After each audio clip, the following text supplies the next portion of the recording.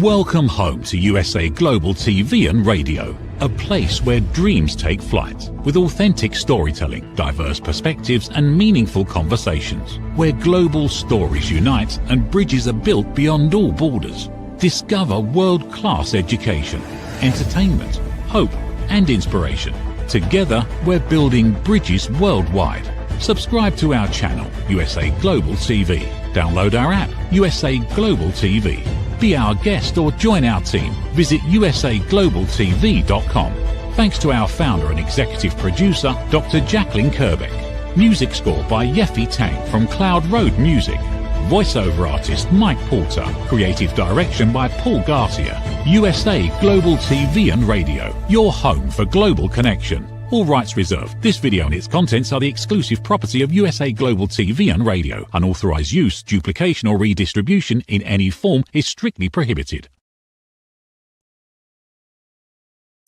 Good morning, good afternoon, good evening, and welcome home to USA Global TV and Radio, where today's show is Authentic Achievements. And as with anything in life, which is a good job we've called it Authentic Achievements, things don't necessarily always go to plan. So instead of our scheduled guest, I am delighted to share with you that today I am going to be joined by USA Global TV and Radio's founder and Chief Listening Officer, the fabulous Dr. Jacqueline Kerbeck. Dr. Jacqueline, thank you for joining us. Thank you so much for having me. You know, in television, you have to always be ready. You never know what's going to happen. That's so true. And it is probably one of the reasons I called the show this, because it is authentic. Life doesn't always go necessarily the way that we intended it to, but it's about how we deal with those curveballs, isn't it? It's whether or not we allow them to knock us down, or whether we pick up the ball and go in the direction it takes us. Absolutely. It's so true. And you and I have known each other for 5 or 6 years now. And during that time, a lot has happened in your life and in my life. And what I really admire is, as women, we continuously pick each other up and support other women. And you've got an amazing story behind the whole thing with Authentic Achievements. But I'm just really grateful for your leadership, your mentorship, and your friendship. Oh, right back at you. You know, when I think of some of the amazing highs and lows and middle ground that we've navigated together, I think for me, one of the things that stands tallest of all of them is that unwavering support. I love that what you're doing, not just for me as a friend and a mentor and as a boss when it comes to the show, but also with the platform, is creating that safe space, that environment for people to grow together. Because I think very often that's the thing that holds us back, isn't it? Is we're so busy being worried what other people might think of us, or whether or not we're supposed to know something already, or what if we don't get it first time? What if we don't quite understand? And this whole platform has been built to create that psychologically safe environment, hasn't it, for people to learn together and to not feel alone. It's so true. That's exactly what our entire purpose is. And as you know, we have people from all over the world who are on our network, and then people watching from all over the world. I think we're now in over 60 countries and 3 languages. But it actually starts with an idea, with a concept, and being able to move forward with that when everyone else might look at you and say, are you out of your mind? What are you thinking? You don't have any experience in this area. And I know that you know all about that. And I know that today we have no script, as always, right? There's never a script here. But I think it's really important, because you are the creator of Authentic Achievements. I would love for you to just share your backstory, starting with being a hairdresser, because I think that's so important. Yeah, thank you. So yeah, my life has had, as everybody's has, some highs, lows, and some middle ground. So when I was at school, I absolutely knew what I wanted to do. It didn't matter what anybody else was going to tell me. I was going to be a hairdresser. I got my first Saturday job just before I was 12, and I left school at 15 to pursue my dream. And I was really lucky. I got to pursue my dream. I became qualified. I had my own business, which I set up when I was 18. And then when I was about 23, 24, I suddenly lost the feeling in my hands and legs. And we didn't know what it was. It took a while for them to work it out. But it turned out I'd become allergic to perm lotion, so allergic that I couldn't be there when anybody else did perms either, which in the 90s was a bit of an issue. So I sold the business to one of the girls that worked for me, who still runs it to this day. In fact, my family, my brother's kids still go there to get their haircut. 35 years later. And I went and got a temporary job as a cashier while I worked out what on earth do you do when your dream suddenly isn't your dream anymore, or can't be your dream anymore. What do you do differently? And that led to the next 25 years in corporate life, mainly in financial services, working my way up to board, and then also working in IT software. I had a couple of other challenges along the way. So obviously that was my first very serious illness. I then had two more serious illnesses, the second being just after my little girl, just before she turned 2. And I was still trying to be a good mum, and I was COO for a big financial services organization. And I ended up in intensive care with double lung pneumonia. And you're like, okay, maybe the universe is telling you can't juggle all these balls well without something dropping.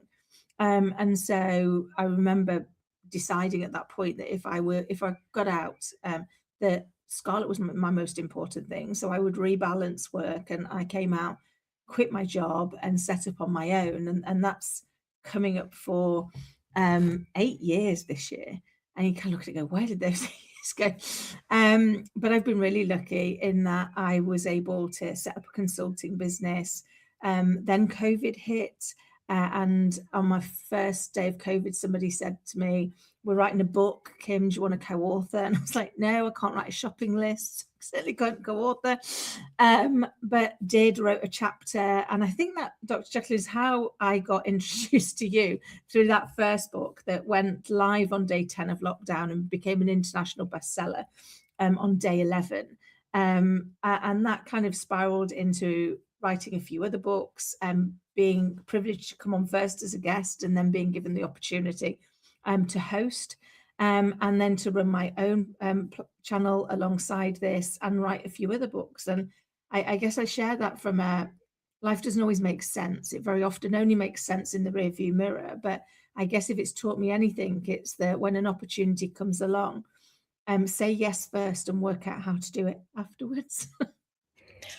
I absolutely love that. That is brilliant. There's so many points that you just made that I think are really challenging sometimes for us to accept as humans, because we think everything has to be lined up. If I could tell you how many times in my life I have heard someone say, I can't do it yet because I need one more course. I need one more certification. I need one more thing I have to check off. And of course, as we know, this is just procrastination, but we don't actually realize it. So I know in what you've gone through, it has been encompassing in so many ways, and you could have given up at any point in time. Even today, when the guest didn't show up, there are people who would say, you know what, I'm not doing the show because I can't do it myself. Or you're like, you know what, I'm ready to do the show by myself. And I, of course, because you are a professional broadcaster, and I just happen to say, you know what, I'm happy to do it with you because we've always had good conversations. But what is it that you think is really the key differentiator between someone who says, okay, I'm going to take the risk? It could be a calculated risk. You know, you could have done all the research, or I'm going to wait until this, or this. Oh, it's a great question. And I don't know, I guess, and Dr. Jekyll, you've known me for a long time, but I love a quote. And I love a quote as my way of framing my brain, working out where it is. And one that always stands in my mind is, I think it was Mark Twain that said, 20 years from now, you won't regret the things you did, you'll regret the things you didn't do. And that always stays in my head, because if I do something and I get it wrong, I have an opportunity to apologize and try and put it right. But if I didn't do anything, that's just lost. I don't get that chance again. There's no guarantee that opportunity will come around. And as I say to my little girl all of the time, it's never the mistake that defines us. It's what we do with the mistake. And most of our lessons come when we get it wrong. You know, they come when we mess up and we go, oh, I didn't expect that to happen quite like that. And what have I learned from that? What can I take into next time that will ensure that I might make a different mistake, but I don't make that mistake? And they're the parts that grow. So I guess whereas sometimes you can hold yourself back waiting for the perfect time. I think, and maybe it does come from having a few potentially serious illnesses. There may never be a perfect time. The only time I'm guaranteed is right now. And so I say to myself, kind of what's the worst that can happen and can I live with it? I mean, there's been numerous times where you've so kindly, like today, stepped in to ensure that I don't bore the audience for the next 40 minutes. But then equally, there's been times when, you know, you've allowed me to just come on and bore the audience for 40 minutes. And I guess it's those elements that's going, okay, they're the moments we learn. They're the moments we grow, where we go, this worked, that didn't work. Sometimes the things that we have prepared the most for don't land, and then we'll, you know, we'll do an ad hoc show like this and people will be really engaged with it. Like, how did that happen when we weren't planned? And I think maybe that's it. Sometimes life happens best when we just go with the flow. First of all, you are more than capable to do the show yourself, and you know that, Nye, that we're just joking around because you are the ultimate professional. But one thing I think is really important to what you just said is life isn't perfect and things are going to come up. So if we decide to stay in our lane, so, you know, people say that, you know, I'm just staying in my lane. I'm just doing what it is I know. I've always been doing it this way and it always works. Things are going to happen anyway, because that's how life is. We always get curveballs, even though we might do everything right and keep our head down and, you know, just be the perfect person. Things happen. So why not take some opportunities to make things happen that you normally might not get an opportunity to? So when someone asks something, why not consider it? How would it look if I did this and it worked out? What would happen if I didn't do this? So that's how it worked with the television network. Basically, way before this was even a thought in my mind, I was invited to be a guest on a TV show that was an actual TV station. And that was back in 2019. And all I know is that I was afraid. And the whole time I had false eyelashes on and I was like this. I couldn't stop smiling. I felt like my face was going to crack off because I had so much fun. And I thought, you know what, this is something that I really enjoy and I want to do. But if I never went to that television station to do the interview, I wouldn't be here today and I wouldn't be here with you. So one door opened. And if I had said no, who knows where the path would have taken me. I love that, Dr. Lynn. And you live your truth. So you step into those moments where it's scary, but you find the courage. And that's what I love about you. You find the courage to do it anyway. And not because the fear doesn't exist, but knowing that it does. And I think, you know, that's what inspires those moments where we go, it's not, you know, courage isn't about not having fear. I think it was Nelson Mandela who said that courage isn't the absence of fear. It's the ability to move forward despite the fear. And I think for me, you know, they're the key moments. And for me, you know, another one that makes it easier for me to step beyond my fear is I am very conscious that I have a little person who is watching not what I say, but who I am and how I show up. So I can't say to her, be brave. I can't say to her, take the risk and try, if I'm sitting in my lane and not doing anything that it feels uncomfortable, feels scary. It feels a little bit like, what am I going to do here? But I think in those moments, and you do it so beautifully, in those moments where we just trust that actually we'll take the step and the next step will come, it will become clear. We'll see how we move through. Is great, isn't it? Yeah, I think there was a moment where there was nothing going on. So that is that is the world of television.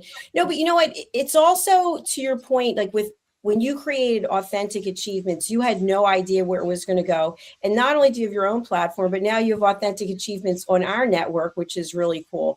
And I think to myself, I don't have any children. I have had very little experience with children in most of my life. And I decided to write my first children's book, which now I think there are 12. And now I am surrounded by young children all the time, in just the daily course of what it is I'm doing, not in my home. I'm here without any children. And I've learned so much. And when I think of authentic achievements, one of the things I really think about is getting back to being a child, having that curiosity and that wonder. And for anyone who has ever practiced yoga or is aware of child's pose, it's sort of like getting grounded, getting back to earth and getting centered and really thinking that my breath can help take me anywhere I want to go. And so you have your own children's book, and you have your beautiful daughter. I got to meet both of you in person, which was amazing. And so you're around inspiration, and it might not feel like that all the time, right? Sometimes it might feel like, I just want to go outside and scream. But what would you share with people who don't have children or who have lost that curiosity, and maybe they're sitting in a place filled with fear? Maybe they are obsessed with what's on network news or what's on social media where it's negativity. What would you say to someone who is going through something like that? First, I'd say be kind to yourself, because it's hard. The world is keen to tell us all the things that could go wrong, much keener to tell us what could go wrong than what could go right. But I guess for me, one of the things, and I see it so much because I live with a child and therefore live with other children, actively part of our life, is my greatest reminder is that everything that exists in the world only exists if its equal opposite also exists. So for everything we're fearful of, the thing we're hopeful for has to also exist. There is no up without a down. There's no left without a right. So it's a universal truth. So in those moments where the fear starts to take over, I remind myself that it can only be real if its opposite is also true. So if the thing I'm fearful of can only exist if its opposite is true, it suddenly becomes less scary because it can be neutralized. We can find a way of reducing that, or we can even find a way of swinging it in its alternate. And it doesn't feel like that in the moment. And I say that having had some pretty low moments, myself. I remember and I've shared this once before, in my most melodramatic moment, laying on the floor thinking I don't know how to breathe. And clearly I know how to breathe, and I'm still here and I'm still breathing. But in that moment, the overwhelm, the fear, the loss at the time was greater than anything I could control my mind over. It seemed all consuming, and there would be no way out. And yet that was years ago, and there was a way out. And the next minute, the next hour, the next day, you suddenly start to put distance between yourself and the thing that you are catastrophizing. I definitely had catastrophized it. It was everything, and actually it wasn't. It was a part, and now actually such a small part, so that you kind of look back and go, wow, you're so melodramatic. But in the moment, it doesn't feel melodramatic. In the moment, it's so real and it's so overwhelming. So I think first we have to treat ourselves with kindness and go, it's okay to be overwhelmed. It's okay for this to be too much. But is there anything that you can see that you can do? And so I have a friend who once said to me, I can't decide, Kim, if you're incredibly stupid or incredibly strong. And I was like, well, maybe both in equal measures. I said, because when things get overwhelming, when things feel out of my control, I look for something I can control and I cling onto it like the life raft in the messy seas of my mind until whatever it is that's overwhelming me becomes something I can start to deal with. Excellent. Thank you so much for those words. And I agree with you. Something I want to bring up and see what your thoughts are.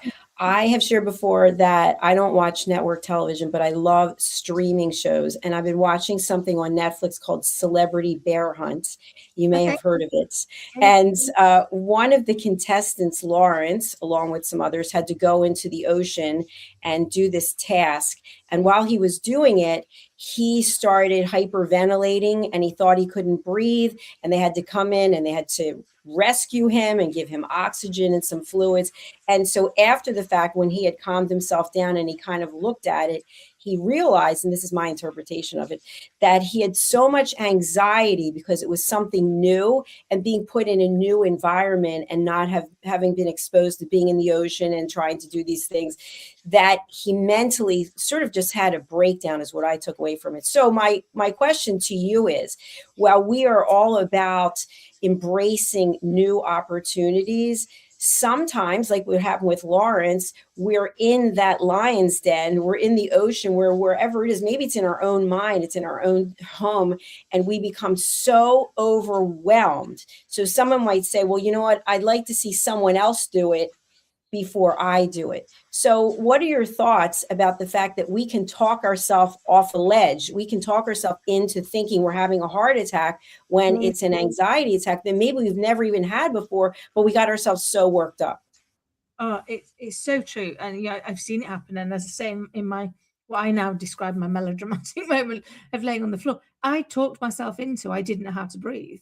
I didn't know how to breathe. I do know how to breathe. But in that moment, I was so overwhelmed. I was so bereft that I couldn't, I was grasping at everything. And it's a horrible place to be. And unfortunately, you know, I've seen people really close to me that have panic attacks. And in that moment, it takes over. And it's about how do we find those moments to feel safe when it feels unsafe?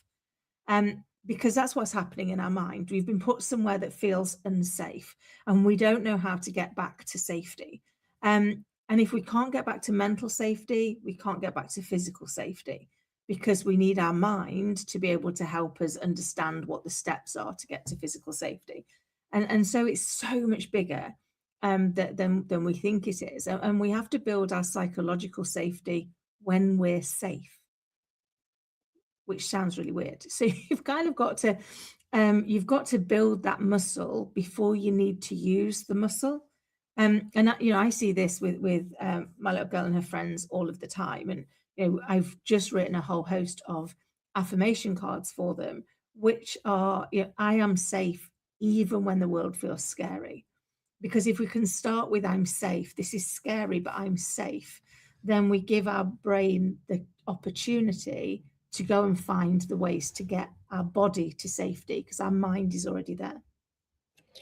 Absolutely brilliant. And you also talk many times about the word yet. Can you tell us a little bit about that? Yeah. So for me personally, as you know, Dr. Jacqueline, I've told you this a billion times.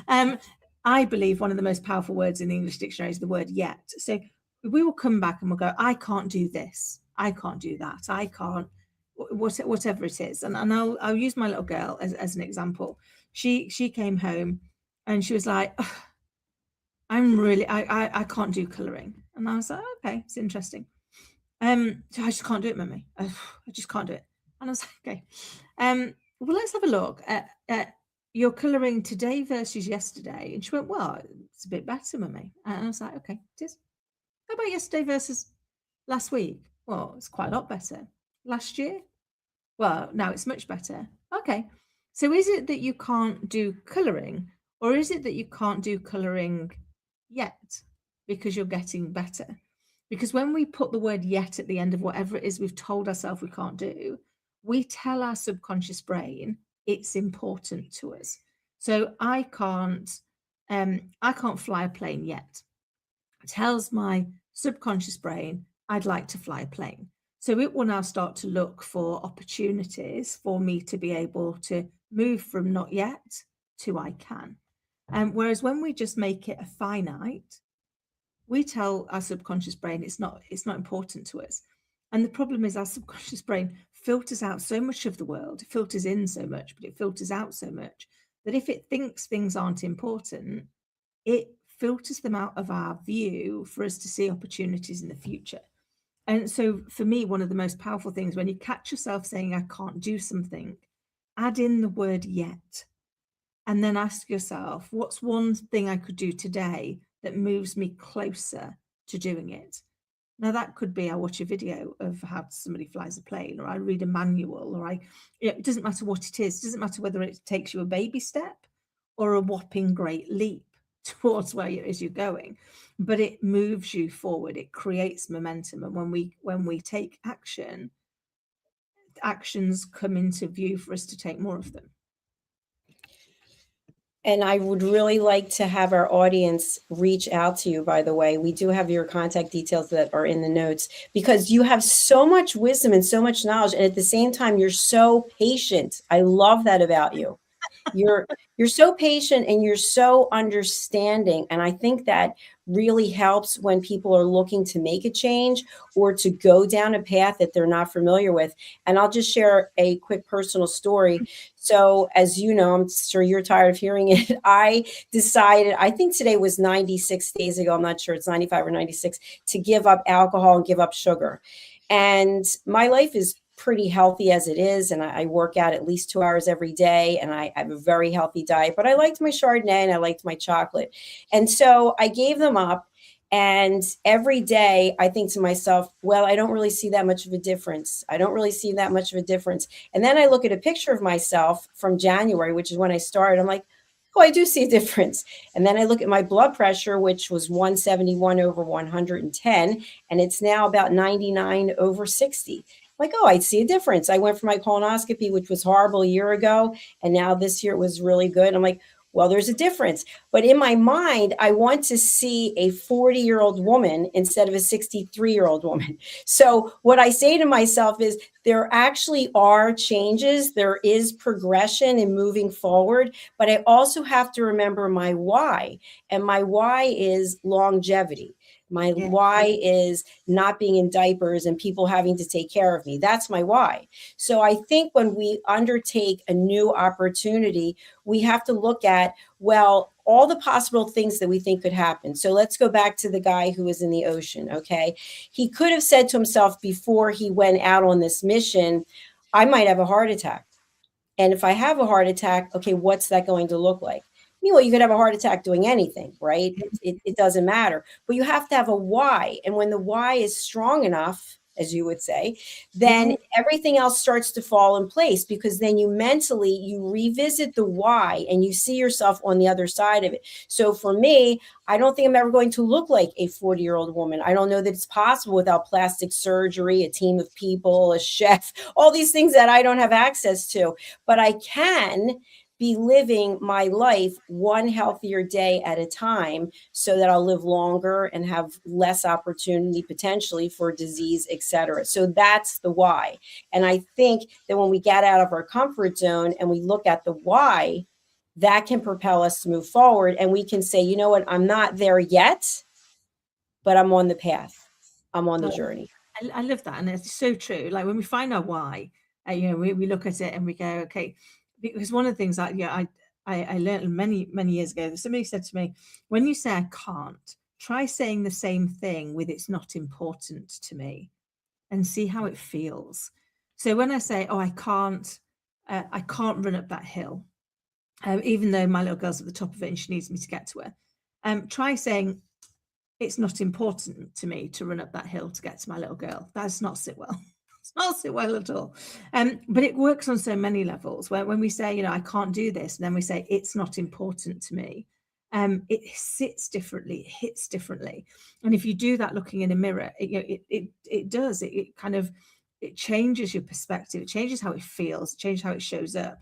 And I think sometimes we look at these things and you shared it doesn't look like you've made any progress, but against what? And as you've shared, your why is to feel healthier, to be healthier, to have more longevity. And I think sometimes we get ourselves hung up around a goal. So our goal could be, I'd like you, I'd love to look like a 40-year-old woman, but I'm not. I've been there. I'm probably not getting back there. So I'm in my 50s now. But I could, even in my 40s, have gone and found a 40-year-old woman who looked older than I look today. So I could meet that goal. I just have to change how I defined it. That's so true and on point. And I also think to myself, there are 40-year-old women who want to look 20. And then, I mean, where does it stop, right? Where does it actually stop? And instead, you say to yourself, you know what? I'm grateful that I'm still here.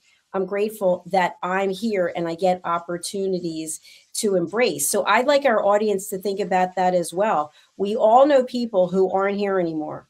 And maybe they died prematurely early. Maybe they had a horrible death. Maybe they struggled through a lot of their life. And they would say, you know what? I wish I had the opportunities that you have. So why not take them? Why not say to yourself, you know what?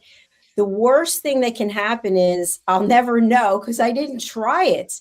And along the journey, you and I know in the television, in the media industry, this is not an easy industry to be in. I mean, I can't tell you how many shows I've done where people from the audience, they just put horrible negative comments about the way I look or the way I sound. And you can't have thin skin. You have to say, you know what, my why is greater than the people who have nothing better to do apparently than put negative comments. But that doesn't just mean it's in the media industry. It's all over in life, in the world, is that there will always be someone judging. There will be someone who is not happy for you, who wishes you ill will because they're not happy with themselves. So why let that define who you are? Oh, that's so true. And so often those negative comments are a projection of what's going on inside for that person. And actually, you know, that's about them. I can look at it and go, well, you can tell me I don't look good for my age. That's fine. That's your opinion. Did I come on and say I did look good for my age? So before you tell me what I don't do, you might want to check out first what I said I did. Because actually all I've ever said is this is my age and this is what I do.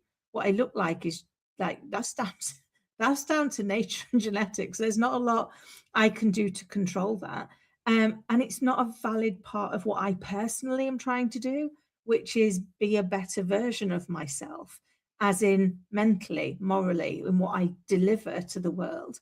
And I could do that with a bag on my head. It wouldn't make any real difference. The world might improve the world's view of me, but it won't really change what's going on. And I think sometimes they're the things we can, and I see it from children to adults. So people they're so busy worried about what people external to them are going to say, that actually it's pulling yourself back to the one person that is guaranteed, and the only person in the world guaranteed to be with you on the day you were born and the day you die is you. So you need to start valuing that opinion as much as you value the opinion of somebody you've never met. They are words to live by. Absolutely. And I want to share a story that you just to your point of what you said.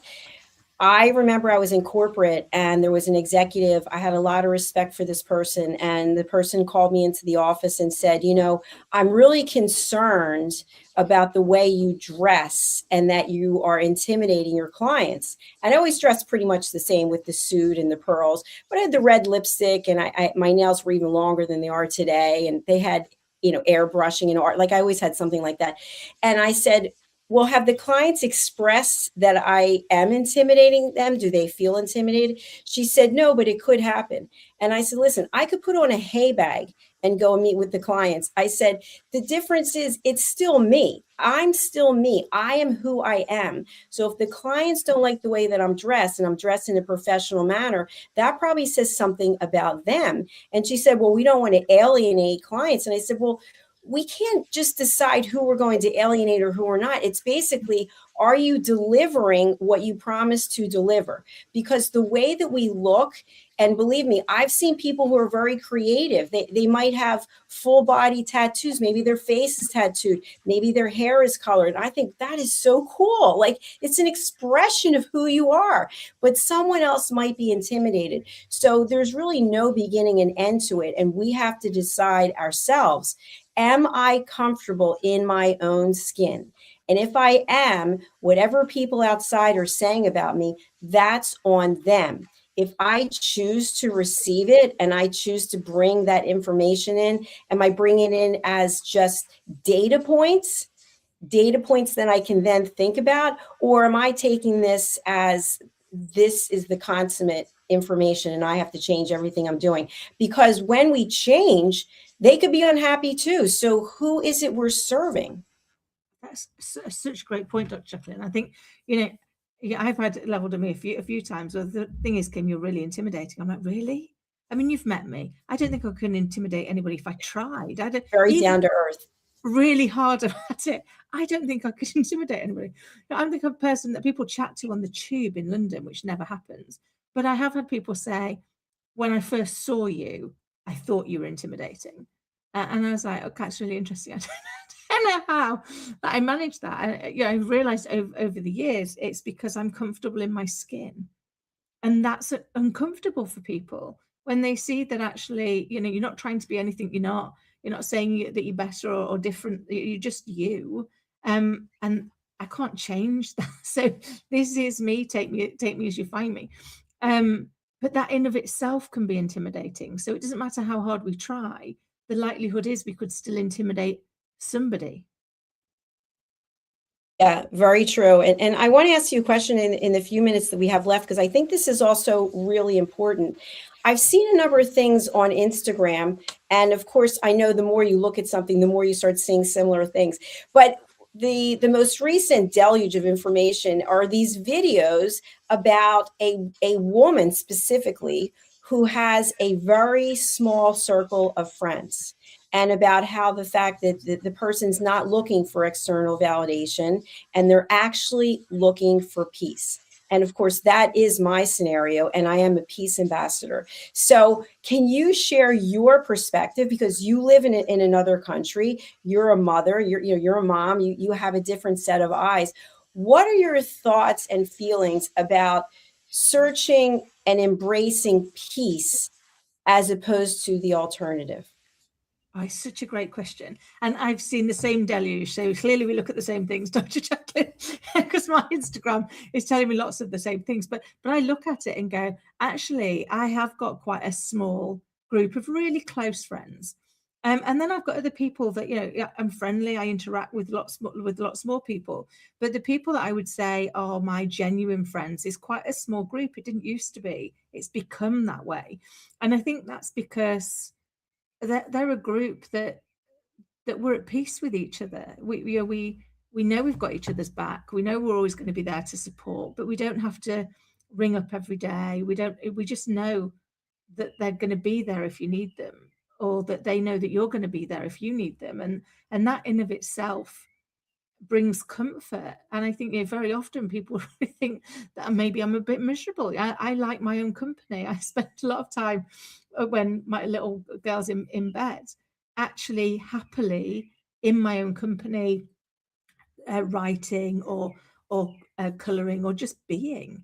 And I never used to. I used to have to chase an external view of whether or not I was good enough, an external view of whether or not I was doing what was expected. Was I going out enough? Was I being seen socially enough to show that I was being a success at life?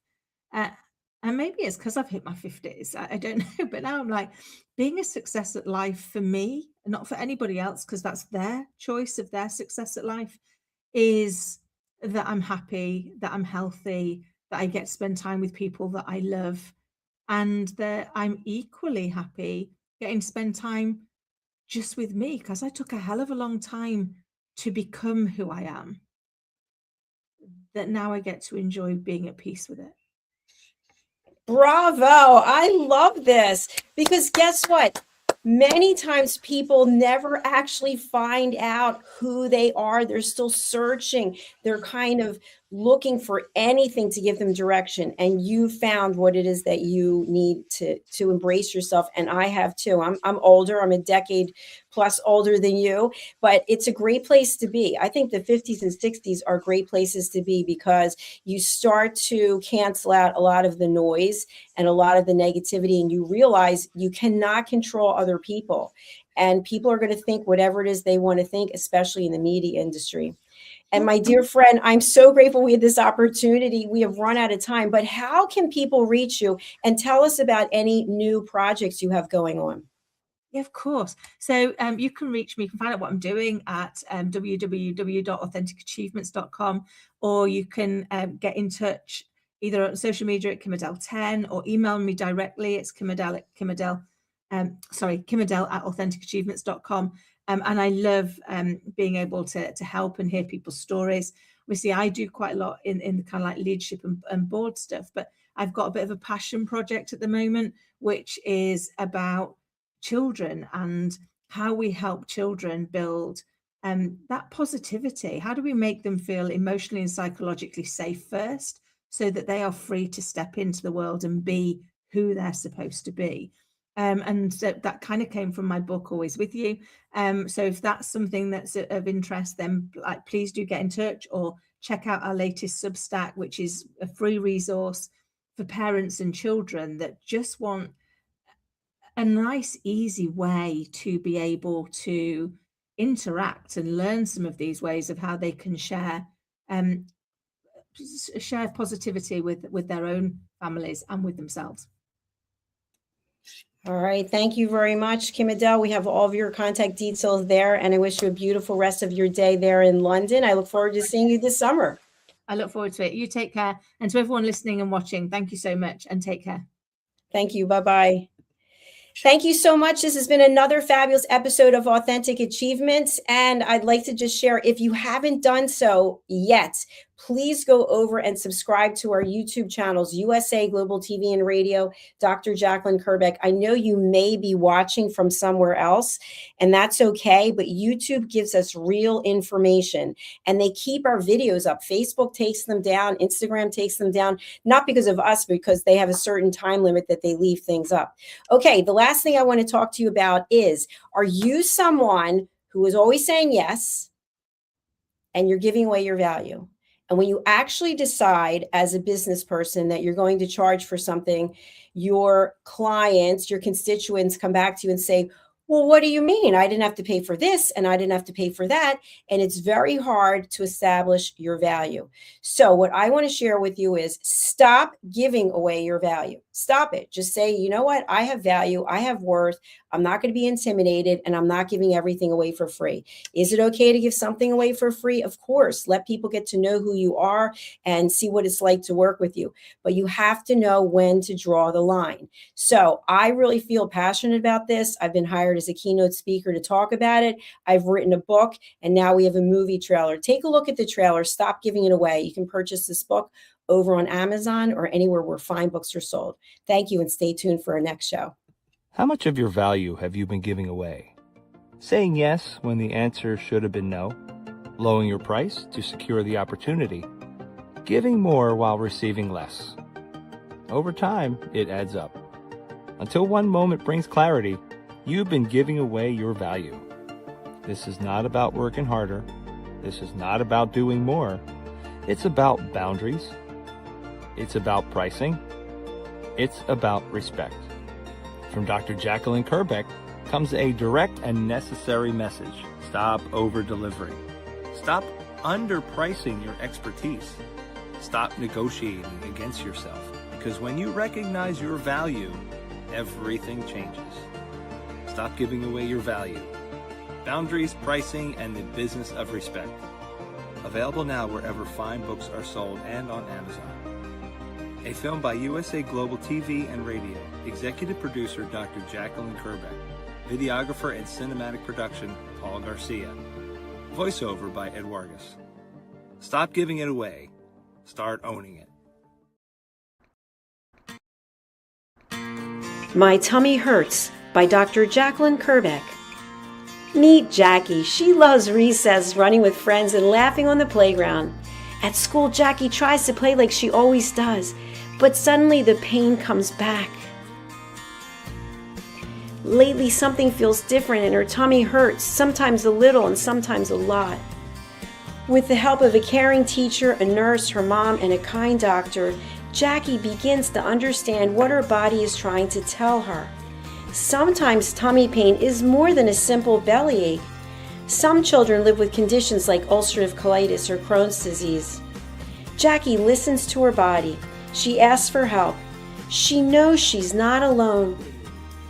and Jackie finds her way back to running, laughing, and being herself. My Tummy Hurts, A Kid's Guide to Bellyaches and Bathroom Troubles by Dr. Jacqueline Kerbeck, available on Amazon and in fine bookstores around the world. In a quiet seaside town in Greece, where sunlight warms the stone paths and the sea whispers nearby, a new adventure begins. Lady Ella and her brother Lord Jack have arrived with an important mission: to teach kindness, patience, and the power of listening. In a hidden alley, a group of forgotten cats feel unseen and unheard, lost in silence and growing misunderstandings, until someone finally takes the time to truly listen. Because when we listen from the heart, loneliness softens, kindness grows, and new friendships begin. This is Book 10 of The Amazing Adventures of Lady Ella, the Listening Mentor book series. Find all Dr. Kerbeck's books on Amazon and in fine bookstores worldwide. Thank you, viewers and listeners of USA Global TV and Radio, for joining us today. We're honoured to have your time and attention as part of our global community. At USA Global TV and Radio, we believe in the power of authentic conversations, meaningful connections, and creating a world of possibilities together. Want to be part of something bigger? Join our team of elevated listeners at usaglobaltv.com, a space where your voice matters and your ability to listen transforms relationships. Stay connected with us across all our platforms for thought-provoking discussions, expert insights, and empowering stories. Subscribe to our channels at youtube.com/c/USA Global TV. Follow us on social media and explore the endless opportunities we're creating for growth, learning, and inspiration. Together, we're not just broadcasting, we're building bridges and changing lives one conversation at a time. For inquiries, contact us at info@usaglobaltv.com. Produced by Executive Producer and Director Dr. Jacqueline Kerbeck. Voiceover by Mike Porter. Creative direction by Paul Garcia. All rights reserved. Visit usaglobaltv.com to view our full terms and conditions.